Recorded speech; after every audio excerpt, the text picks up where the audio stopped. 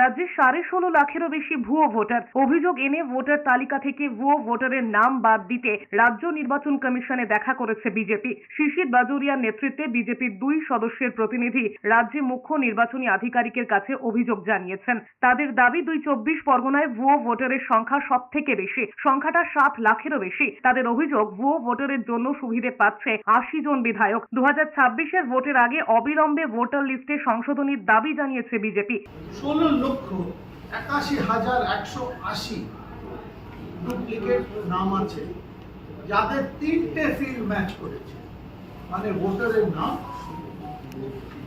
আত্মীয়-স্বজনের নাম, আমরা বলি বাবা স্বামীর নাম, আর বয়স। এই 3টে ফিল্ড ম্যাচ করা মানে তার সম্ভাবনা ডুপ্লিকেট হওয়ার খুব বেশি। 16,81,000।